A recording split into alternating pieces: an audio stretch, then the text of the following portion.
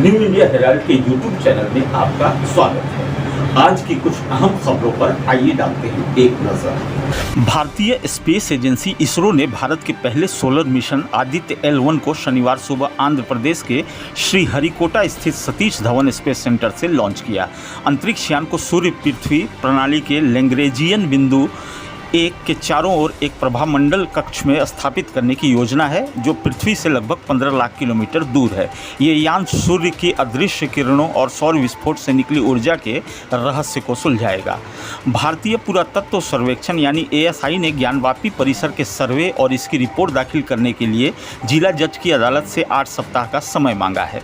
ASI के प्रार्थना पत्र पर 8 सितंबर को सुनवाई होगी। अब कोर्ट पर सभी की निगाहें हैं कि क्या अदालत सर्वे रिपोर्ट पेश करने के लिए समय सीमा बढ़ाने का प्रार्थना पत्र स्वीकार करेगी।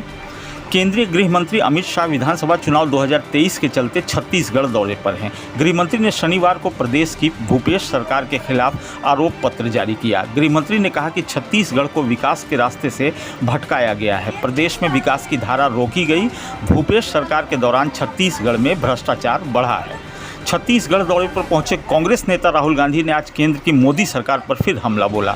राहुल गांधी ने कहा कि बीजेपी का काम नफरत फैलाने का है, हमारा काम मोहब्बत का पैगाम देने का है। उन्होंने कहा, मणिपुर समेत जहां भी बीजेपी नफरत फैलाएगी, हम वहां मोहब्बत का पैगाम देंगे। हम किसान मजदूरों के लिए काम करते हैं, वो 2-4 उद्योगपतियों के लिए काम करते हैं।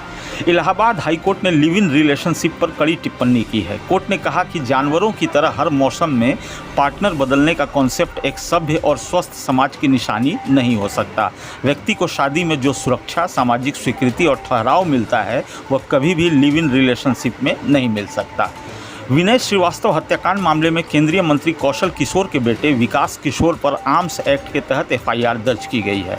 गौरतलब है कि विकास की लाइसेंसी पिस्टल से उसके दोस्तों ने केंद्रीय मंत्री कौशल किशोर के घर के अंदर भाजपा कार्यकर्ता विनय की गोली मारकर हत्या कर दी थी। विकास पर लाइसेंसी शस्त्र को रखने में लापरवाही और दुरुपयोग करने के तहत मुकदमा दर्ज किया गया है। उदय कोटक ने कोटक महिंद्रा बैंक के MD और CEO के पद से इस्तीफा दे दिया है। कोटक महिंद्रा बैंक ने शनिवार को स्टॉक एक्सचेंज फाइलिंग में इस बात की जानकारी दी। अंतरिम व्यवस्था के तहत उदय कोटक की जगह अब joint managing director Deepak Gupta 31 दिसंबर तक बैंक की जिम्मेदारी संभालेंगे। उदय 31 दिसंबर को रिटायर होने वाले थे। जेट एयरवेज के संस्थापक नरेश गोयल को बैंक धोखाधड़ी मामले में कोर्ट ने 11 सितंबर तक ED की हिरासत में भेज दिया है। उन्हें शुक्रवार देर रात गिरफ्तार किया गया था। वे अब 14 दिन तक ED की हिरासत में रहेंगे। UGC ने यूनिवर्सिटीज़ को डिग्री और प्रोविजनल सर्टिफिकेट पर आधार नंबर छापने से रोक दिया है। Higher education regulatory body university grant commission का निर्देश तब आया है जब राज्य सरकारें यूनिवर्सिटीज़ से दिए जाने वाले प्रमाण पत्रों और डिग्रियों पर आधार नंबर छापने पर विचार कर रही हैं। भारतीय मूल के अर्थशास्त्री थर्मन षणमुगरत्नम सिंगापुर के राष्ट्रपति चुनाव में भारी बहुमत के साथ जीत हासिल कर नए राष्ट्रपति बन गए हैं। 66 वर्षीय षणमुगरत्नम ने 70% से अधिक मत हासिल किए। सिंगापुर में जन्मे षणमुगरत्नम के पिता तमिल मूल के पैथोलॉजिस्ट हैं, जबकि उनकी मां चीन मूल की हैं। वे इससे पहले भी कई विभागों के मंत्री रह चुके हैं।